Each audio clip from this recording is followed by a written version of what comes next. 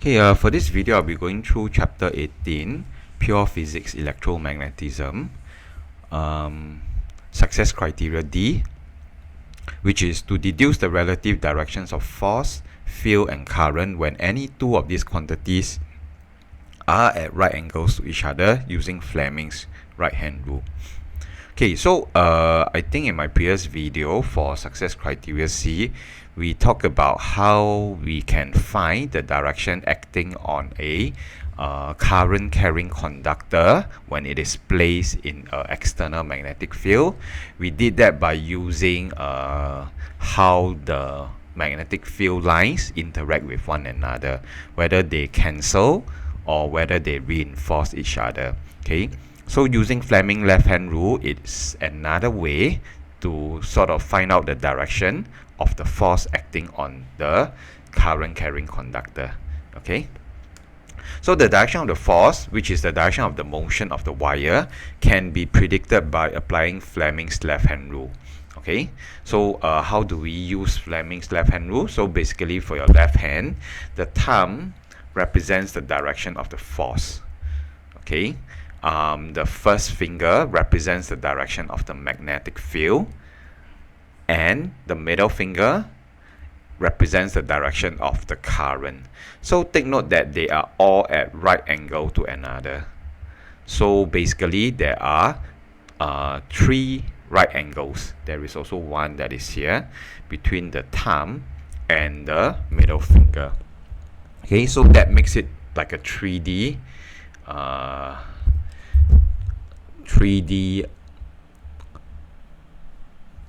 directions. Okay, so the forefinger, which is the first finger, is oriented in the direction of the magnetic field, which is the external magnetic field. Sometimes the wire is placed in an external magnet, so it is pointing from north to south. So this finger actually is pointing in the direction of the external magnetic field, which is from north to south. So imagine I have two magnets, so the magnetic field direction goes from north to south, so that means it's pointing in this direction. Okay, now the second finger is pointing in the direction of the conventional current, which is the direction of the current, right? So if the current is in this direction, okay, your middle finger needs to be pointed in that direction. And finally, the thumb is pointing in the direction of the force, right? So they are all at right angles to one another. So what you see over here is sort of like a 3D picture, right? So if I were to convert it to 2D, which is very important for this chapter, let's say if I'm looking at the diagram as such, my eyes is placed over here. So I would actually see my external magnet, the north and south, in this way, right? Okay, so this is with my eyes placed at over here, looking inwards in this direction. Okay, so I would not see my whole length of the wire, because the whole length of the wire is as such. I would only see the cross-sectional area of the wire, and because the current is coming towards me, then by the convention it should be a dot. So this is the current. Okay, so because I'm trying to convert it from 3D into 2D diagram. Okay, so I'm going to draw in the direction of the external magnetic field due to the magnets is going from north to south. Okay, and I have the current coming towards me because I assume that my eyes is looking in that direction. Okay, so I will not actually see the length of the wire, right? I would rather see the wire as a cross-section area with the current coming towards me, and with for the direction that's coming towards me, I use a dot. Okay, so how do we apply Fleming left-hand rule to find out the direction of the force that's going to be acting on this wire? So my first finger, which is my forefinger, if you're looking at the screen, I'm using it together with you as well. My first finger is pointing to the right. Okay, so and my middle finger, which represents the direction of the current, is actually pointing towards me. Take note, it must be at 90 degrees to one another. And so naturally, the force will be vertically upwards. So this is the direction of the force. Okay, so this is how you apply Fleming's left-hand rule. Okay, so how about if we want to try to explain or find out the direction of the force by the interaction of the magnetic field lines. Okay, so Fleming left-hand rule is just a tool for us to predict what is the direction of the force. But we can still fall back on the first principle on how the magnetic fields interact, and then we can see what is the direction of the force. So we try to do this here as well. So I'm going to be drawing the direction of the external magnetic field going from north to south, and I'm then going to apply my right hand grip rule, okay, to draw out the direction of the magnetic field produced by the current that is flowing in the wire. So I'm using my right hand grip rule for straight wire. So my thumb, if you're looking at the screen, your thumb should be pointing to yourself, right? And then your fingers will be curling, okay, in a anti-clockwise direction. Okay, so make sure you do this together with me. So now let us look at how they interact at this area, right? Over here, they are actually in opposite directions. The purple and the blue lines, they are actually in opposite directions, so they will cancel each other out. Okay, so from two magnetic field lines, it becomes 0, right? Because they cancel each other out, they are in opposite direction.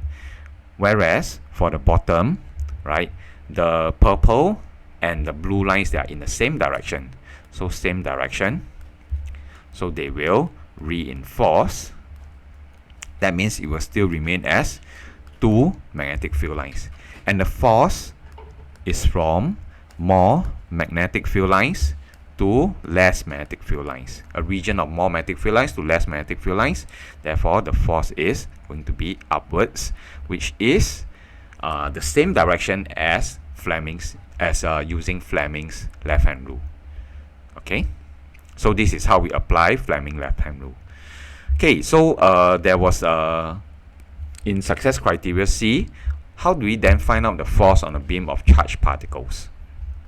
Okay, so a beam of moving charged particles, so the charged particles can either be positive or negative. Okay, they will also experience a force when a magnetic field is applied perpendicularly to the beam of the particles, or when the charged particle is flowing through a magnetic field lines. But it has to be the motion has to be perpendicular to the magnetic field lines. Okay, so let us take a look at this example here. We have this charged particle.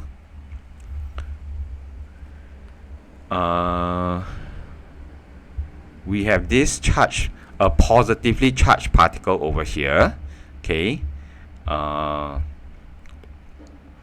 that is entering the external magnetic field, and the external magnetic fields, they are denoted by all these little crosses. So the cross shows the direction, which is into the page, right? So we have a charged particle, and for current, we know that it is actually the movement of charged particle or positively charged particles. Okay, or because actually in the DC circuit, right, if here is positive and here is the negative terminal, we say that this is the direction of the current. Okay, so it's as if it is the movement of positively charged particles, right? Something like protons, but we then know that the protons don't actually move, right? So let's focus on the negative terminal, whereby this is the direction of the movement of electrons. So the negative particles are actually moving in opposite direction to the current, opposite direction. Okay. So now, if we have a positively charged particle that is moving inwards, right? So this is as if this is the current. Okay, so how would I point my middle finger? My middle finger will be pointing to the right of the screen. Okay, so use your Fleming left hand rule. Okay, your middle finger, which represents the direction of the current, is actually pointing to the right, because this is what the question says. The positively charged particle is moving into the magnetic field, right? And it is to the right. Okay, however, once it goes into the magnetic field, which is having a direction which is into the page, right? So your first finger should be pointing into the screen. So right now I have my middle finger pointing to the right and my first finger pointing into the screen, and then I will get a thumbs up. My force represented by the thumb is actually pointing upwards. So this is the direction of the force. Okay, so this is how you apply Fleming left hand rule to find out the direction of the force on a charged particle when it is moving in a magnetic field. Okay, so this is quite simple, but the confusion or the trick sometimes is, what if it's a negatively charged particle? So if the negatively charged particle is going to the right, okay, like here, then actually the current should be to the left. That means now your middle finger should be pointing to the left of the screen, and your first finger, which represents the direction of the external magnetic field, okay, which is across, which is into the page, should be into the screen. Okay, so I say it now. My left hand is actually in a very awkward position because my middle finger is pointing to the left, but my first finger is pointing into the page, and that leaves my thumb pointing downwards, and the thumb represents the direction of the force. So this is the force that the charged particle will experience as it enters the magnetic field. So initially the movement was to the right, but because there's a downward force acting on it, so it will slowly start to curve, and that's why it will take this path. Okay.